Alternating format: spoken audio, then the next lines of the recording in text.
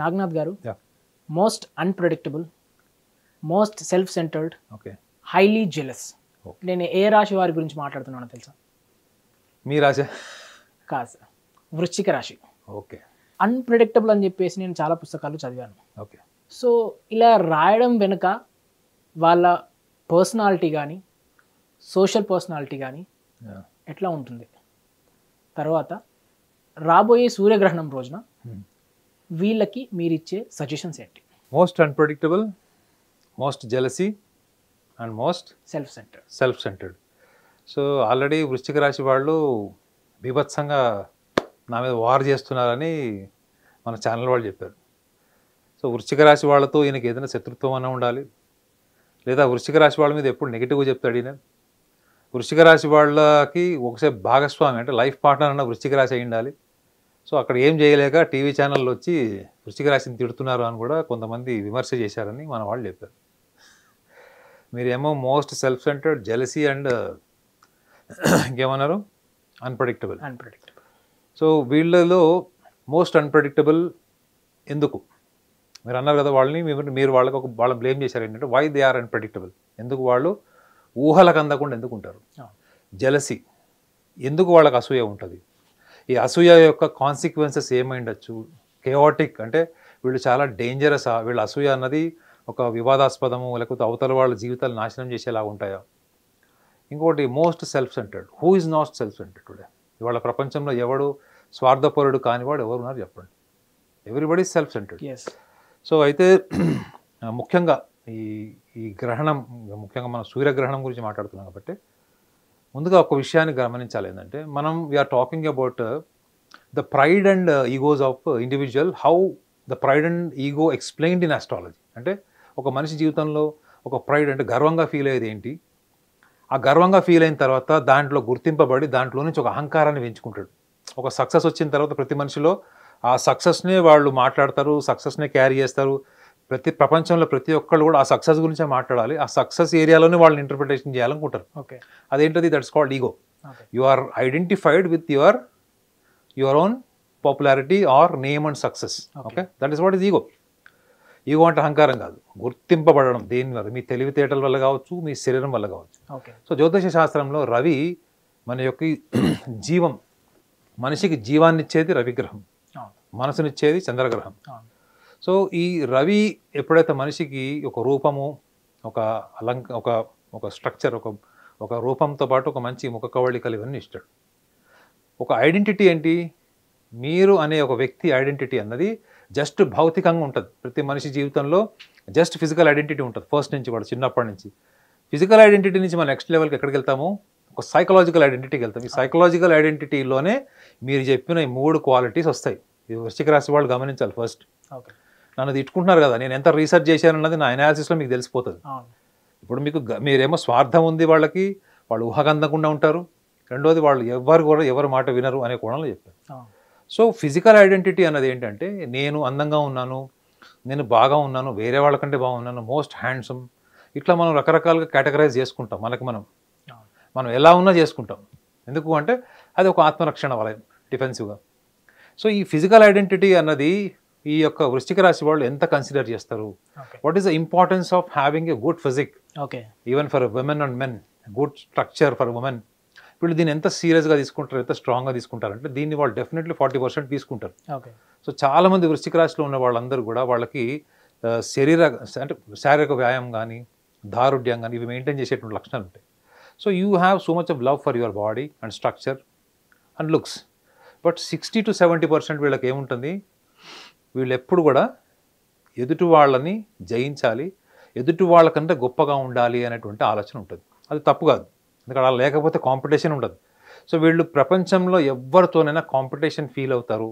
అది బిజినెస్లో కావచ్చు, స్పోర్ట్స్లో, అకాడమిక్, ఏ ఫీల్డ్లో ఉన్నా కానీ they always feel competition. So నేను ఎక్కువగా ఉండాలి, నేను అందరికంటే ముందు ఉండాలి, ఎవరినైనా నేను ఛేదించి ముందుకు వెళ్ళిపోయి నాకంటూ ఒక స్పెషల్ ఐడెంటిటీ క్రియేట్ చేసుకోవాలి అనేటువంటి తాపత్రయం అనేది వీళ్ళ ఇంటెలిజెన్స్లో ఒక భాగం అది. సో కాంపిటేటివ్నెస్ని యాక్సెప్ట్ చేసేటప్పుడు ఏముంటుంది, ఫస్ట్ ఒక ప్రొడక్టివ్ జెలసీ ఉంటుంది. ఇప్పుడు మన ఇద్దరము అథ్లెటిక్స్లో ఉన్నాం, మన ఇద్దరం ఫ్రెండ్లీగా ఎంత ఉన్నా కానీ ఉరికేటప్పుడు ఏం చేస్తాం, మ్యారథాన్లో ఉరికేటప్పుడు, లేదా 100 మీటర్స్లో ఉరికేటప్పుడు మన ఇద్దరం ఫ్రెండ్స్గా ఉంటామా? నేనంటే నేను ఇది వృశ్చిక రాశి వాళ్ళకి ఎందుకు వాళ్ళకి అసూయ కలిగిస్తుంది, ఎందుకు వాళ్ళు అసూయ పరులాగా ఎందుకు ముద్రించబడ్డారు అంటే because they always feel competitiveness. అది ఎవరితోని సంబంధం లేకపోయినా వాళ్ళు సైకలాజికల్గా అనుభవించుకుంటారు. ఎందుకంటే they want to be the number 1, they want to break all the history. అర్థమైందా? ఇప్పుడు సచిన్ టెండూల్కర్ రికార్డు బ్రేక్ చేసింది ఎవరు? 100 సెంచరీస్ విరాట్ కోహ్లీ. అవునా? విరాట్ కోహ్లీ జెలసీతో చేశాడా, కాంపిటేటివ్ స్పిరిట్తో చేశాడా, కంపారిజన్లో చేశాడా అనవసరం. But he has achieved, he has conquered, అంటే హిస్టరీని బ్రేక్ చేశాడు. ఓకే, సో ఇక్కడ ఏమైపోతుంది, మీకు ఆ కంపారిజన్ నేను కూడా చేయాలి నా తాపత్రయం అవి ఉన్నా కానీ, సో అక్కడ ఏమవుతుంది, మీకు తెలియకుండానే మీలో ఒక పోటీతత్వం వస్తుంది. పోటీతత్వం ఉన్న ప్రతి ఒక్కడికి అసూయ లేదు అంటే నేను అస్సలు నమ్మను. ఈవెన్ భగవంతుడికి కూడా పోటీతత్వం పెడితే భగవంతుడు కూడా అసూయ పడతాడు. అందులో వృశ్చిక రాశి వాళ్ళు అసూయ పడడం తప్పేముంది? వాళ్ళు అసూయ పడడం అన్నది నెగిటివ్ ఆస్పెక్ట్ ఎప్పుడవుతుందంటే పక్కనోడు బాగుపడితే ఓర్వలేకపోతే, అకారణంగా అంటే ప్రొడక్టివ్ లెస్నెస్. అంటే ఇద్దరు డాక్టర్స్ ఒక క్లినిక్ పెడతారు ఒకటే ఏరియాలో, ఇద్దరు పోల్చుకుంటారు లేదా, నా క్లినిక్ బాగా నడుస్తుందా వాళ్ళది నడుస్తుందా, that is a productive jealous. ఒక డాక్టర్ ఒక లాయర్ ఇద్దరు ప్రాక్టీస్ చేసేటప్పుడు లాయర్ డాక్టర్తో కానీ డాక్టర్ లాయర్తో పోల్చుకున్నాడు అనుకోండి, that is not a productive jealous. ఫీల్డే వేరు అసలు. అవును, వాళ్ళ ఫీల్డ్ వేరు, వాళ్ళ ప్రొఫెషనల్ ఎథిక్స్ వేరే ఉంటాయి. సో ఇది మనం జెలసీ గురించి మాట్లాడేసాము, కాంపిటేటివ్నెస్ గురించి మాట్లాడాము. అన్ప్రెడిక్టబుల్, ఈ unpredictable is very important point for వృశ్చిక రాశి. ఈ వృశ్చిక రాశి వాళ్ళు గమనించాల్సింది ఏంటంటే ఈ అన్ప్రెడిక్టబిలిటీ ఏరియాని పట్టుకోవాలి వాళ్ళు. ఎందుకు అన్ప్రెడిక్టబుల్ ఉంటారు? ఇప్పుడు మీ దగ్గరకు నేను వచ్చాను, మీరు ఒక ఆస్ట్రాలజర్ అనుకోండి, లేదా ఒక లాయర్ అనుకోండి, లేదా ఒక డాక్టర్ అనుకోండి, మీరు నాకు నా ప్రాబ్లంకి సొల్యూషన్ చెప్తారు. మీరు ఏమి ఎక్స్పెక్ట్ చేస్తారు? నేను చెప్పినట్టు విని ఇంటికి వెళ్ళి ఫాలో అవుతాను అనుకుంటారు. కానీ వీళ్ళకి దారిలోనే వీళ్ళకి కొత్త ఆలోచన వచ్చింది అనుకోండి, ఫస్ట్ ఆ ఆలోచనకు కనెక్ట్ అవుతారు. అంటే వీళ్ళు ఎవరినైనా గుడ్డిగా ఒబీడియంట్గా ఫాలో అవుతారా? కారు. ఫాలో కాకపోవడం అనేది ఏంటి, వాళ్ళకి బై బర్త్ ఇన్స్టింక్ట్. అది దేన్నైనా వాళ్ళు తిరస్కరించడం, దాన్ని డినైల్ మెకానిజం అంటారు. దేన్నైనా వాళ్ళు తిరస్కరిస్తారు. కాబట్టి వీళ్ళలో ఏం కనిపిస్తుంది, వీళ్ళలో ఒక లక్షణం ఏం కనిపిస్తుంది అంటే ప్రపంచంలో ఎంత గొప్ప వ్యక్తినైనా, ఎంత గొప్ప అచీవ్మెంట్ అయినా వీళ్ళు ఫాల్ట్ ఫైండింగ్ చేస్తారు. అంటే దాంట్లో ఇంకా ఏదో చేస్తే బాగుంటుంది అంటారు తప్ప దాన్ని యాజ్ ఇట్ ఈస్గా పొగడరు. కానీ మీ వెనక వెళ్ళి పొగుడతారు. ఇది ఎవరు తెలియదు. మిమ్మల్ని ముందర పొగడరు సార్, కానీ మీ వెనక ఎవరైనా మిమ్మల్ని తిట్టారనుకోండి, వాళ్ళతో యుద్ధానికి దిగుతారు. ఓకే, సో అర్థం ఏంటి? They are not the people you expect just be obedient like కర్కాటక రాశి, కన్యా రాశి. వీళ్ళు మీరు ఏదైనా చెప్పారనుకోండి, ఈవెన్ మిథున రాశి వాళ్ళు కూడా మీరు ఏదైనా చెప్పారంటే వాడు ఒబీడియంట్గా ఫాలో అవుతారు. వృశ్చిక రాశి లక్షణం ఏంటంటే దేన్నైనా కానీ వాళ్ళు తిరస్కరించడం, వాళ్ళ సొంత ఆలోచనలు ముందు పెట్టడం. దీనివల్ల ఏమవుతుందంటే వీళ్ళు లైఫ్లో చెడ్డ పేరు, వైఫల్యాలు వీళ్ళ జీవితంలో సర్వసాధారణం. ఓకే, సర్వసాధారణం ఏంటి? వీళ్ళు చెడ్డ పేరు వచ్చినా తీసుకుంటారు కుటుంబంలో, సమాజంలో, మళ్ళీ దాన్ని రీకన్స్ట్రక్ట్ చేసుకుంటారు వాళ్ళ పర్ఫార్మెన్స్తో. సో ఒక చెడ్డ పేరు తీసుకుంటారు. రెండోది ఏంటి, స్ట్రాంగ్గా వీళ్ళు ఏ ప్రయత్నం చేసినా కానీ ఆ కాంపిటేటివ్నెస్ని తీసుకురావడం వల్ల వీళ్ళు ఎప్పటికి కూడా అందరికంటే ముందుండాలన్న తాపత్రయంలో వీళ్ళు ఒకటి మర్చిపోతారు. ఇది వీళ్ళు చాలా ఇంపార్టెంట్గా గుర్తుపెట్టుకోవాలి. అంటే మర్చిపోయేది ఏంటంటే వీళ్ళకన్నా తక్కువ స్థాయి వాళ్ళని వీళ్ళు ఎంటర్టైన్ చేస్తారు. ఇది బుక్స్లో మీకు కనపడదు. ఇది నేను అనుభవంతో చెప్తున్నాను, రీసెర్చ్ చేసి చెప్తున్నాను. వీళ్ళకన్నా తక్కువ స్థాయి సమాజాన్ని, తక్కువ స్థాయి ఐక్యూ ఉన్న వాళ్ళని వీళ్ళు ఎక్కువగా వీళ్ళ చుట్టూ ఉంచుకుంటారు. ఎందుకంటే they always want to be the leader for their domain or a surrounding or a circle. వీళ్ళకన్నా ఎవరైనా డామినేటింగ్ ఉన్నారు, వీళ్ళకన్నా ఎవరైనా ఎక్కువగా తెలివితేటలు ఉన్నాయి, ఐక్యూ ఉన్నప్పుడు వీళ్ళు వాళ్ళని గౌరవిస్తారు. జెలసీ ఫీల్ గారు గౌరవిస్తారు. కానీ వాళ్ళు రెగ్యులర్ కలుస్తారా?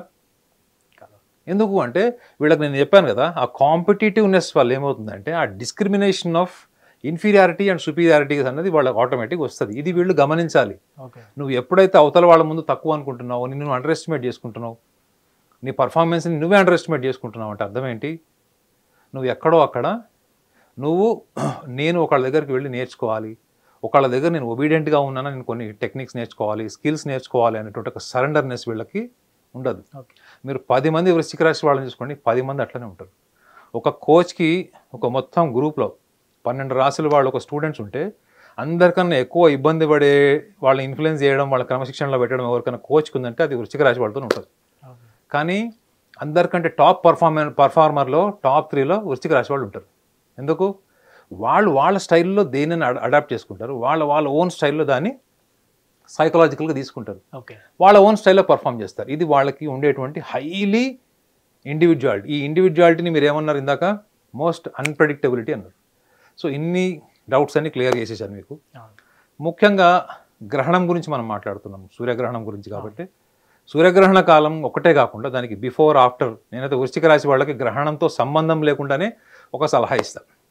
వాళ్ళు సలహా ఇచ్చినా తీసుకుంటారు లేదు, కానీ చాలామంది ఏమంటారంటే సలహా ఇవ్వండి సార్, కన్స్ట్రక్టివ్గా చెప్పండి సార్, ఇంకా లోతుగా చెప్పండి, మేము ఫాలో అవుతామని కూడా అంటున్నారు అంటున్నారు. సో వృశ్చిక రాశి వాళ్ళు గమనించాల్సింది ఏంటంటే వాళ్ళని వాళ్ళే ఫస్ట్ అండర్ ఎస్టిమేట్ చేసుకుంటారు. వాళ్ళు అండర్ ఎస్టిమేట్ చేసుకునే వాళ్ళలో 2 రాశులు ఉంటాయి. ఒకటి తుల, రెండోది వృశ్చికం. అంటే అందుకే చెప్తారు వృశ్చిక రాశి వాళ్ళు హనుమంతుడితో సమానం అని. హనుమంతుడికి శ్రీరాములు వారు చెప్పే వరకు కూడా తన యొక్క ఆత్మబలం ఏంటో తనకు తెలియదు, అవునా? సో వృశ్చిక రాశి వాళ్ళు గుర్తుపెట్టుకోవాలి ఏంటంటే ఎప్పుడు కూడా సొసైటీలో గుర్తింపు కావాలి, కుటుంబంలో గుర్తింపు కావాలి అనేటువంటి ఒక బలమైనటువంటి ఒక ఆకాంక్ష వాళ్ళకు ఉంటుంది చూడండి. దీనివల్ల ఏం చేస్తారంటే వాళ్ళందరితో కూడా కలిసి చెడ్డ పేరు రాకుండా ఎలా ఉండాలి, ఎలా బతకాలి అన్న దానికి ఎక్కువ ప్రయారిటీ ఇస్తారు. ఈ ప్రాసెస్లో చాలా సందర్భాల్లో వాళ్ళు చెడ్డ పేరును కూడా తీసేసుకుంటారు. మరి అలాంటప్పుడు నీ మెంటల్ ప్రిపరేషన్ ఏముండాలి?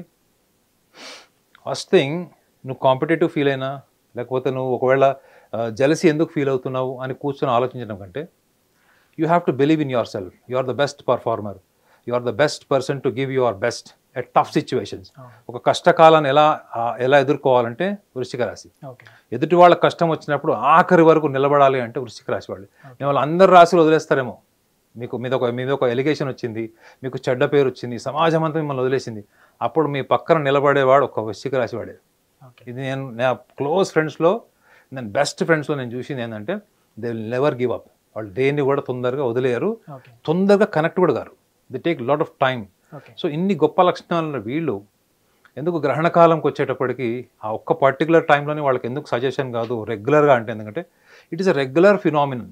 వీళ్ళ ఇన్స్టింక్టివ్ నేచర్ అన్నది వీళ్ళకి ఎప్పటికప్పుడు వాళ్ళు అనుభవంతో నేర్చుకొని, వాళ్ళ ఓన్ స్కిల్తో నేర్చుకొని, వాళ్ళ ఓన్ అబ్జర్వేషన్లో వచ్చే మార్పుల్ని వాళ్ళు ఎక్కువగా పట్టించుకోవడం కన్నా ఈ social identity, family identity, popularity, సక్సెస్కి ఎక్కువ ఇంపార్టెన్స్ ఇవ్వడం వల్ల వీళ్ళు ఒక స్టేజ్ వచ్చిన తర్వాత వీళ్ళ బెస్ట్ ఫ్రెండ్స్ కానీ రిలేటివ్స్ కానీ వీళ్ళందరూ దూరం అయిపోతారు. ఎందుకు దూరం అయిపోతారు అంటే రీజన్ ఇదే, వీళ్ళు చేతలతో కన్నా మనుషుల్ని మాటలతోనే దూరం చేసుకుంటారు. ఇవే గుర్తుపెట్టుకో.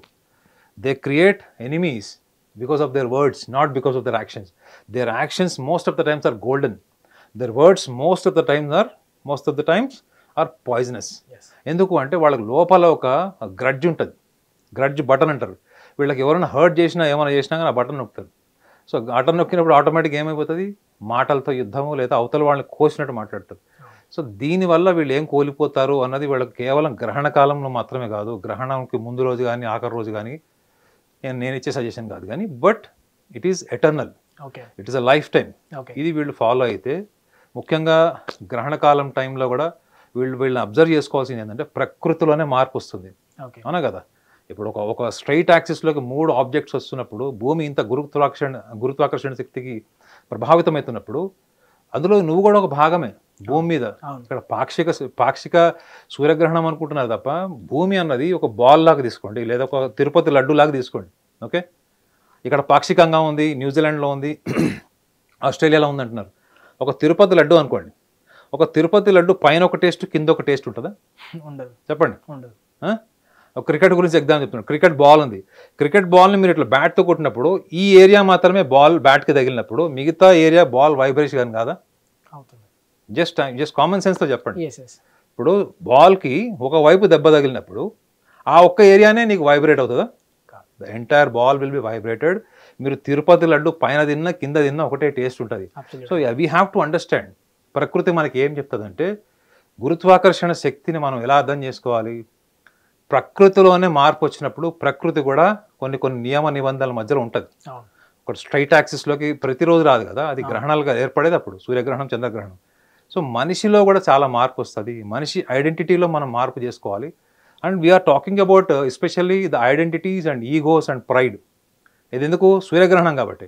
అదే చంద్రగ్రహణం అనుకోండి, మన భావోద్వేగాల గురించి మాట్లాడేవాడు. సూర్యగ్రహణం ఏంటి? సూర్యుడు అనేవాడు ప్రకాశవంతంగా జీవితంలో నిలబడడానికి, ఆరోగ్యంగా ఉండడానికి ఆయనే అధిపతి కాబట్టి మనలో కూడా కొన్ని మార్పుల్ని మనము క్రియేట్ చేసుకోవాలి తప్ప ఎవరో వచ్చి క్రియేట్ చేయరు. కాబట్టి చిన్న సలహా వృశ్చిక రాశి వాళ్ళు పాటించినా పాటించకపోయినా గ్రహణ కాలంలో వాళ్ళకి ఇచ్చేటువంటి సూచన. హిట్ టీవీ యాప్, ఇందులో short news, live news, entertainment shows, movies, digital magazines తో పాటు మీ జిల్లా వార్తలను కూడా ఫ్రీగా చూడొచ్చు.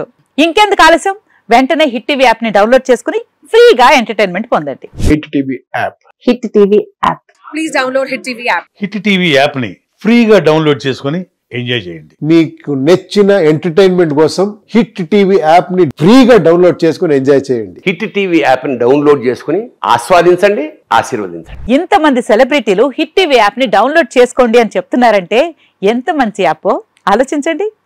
అమెరికా అమెరికా అమెరికా అమెరికాలో చదవాలనుకునే వాళ్ళకి విశ్వసనీయమైన పేరు మన శౌర్య కన్సల్టెన్సీ. UK లో 1 year masters, UK లో 1 year masters, 2 years work permit up to 5 years visa. Contact Shaurya Consultancy. Contact 89851 89851.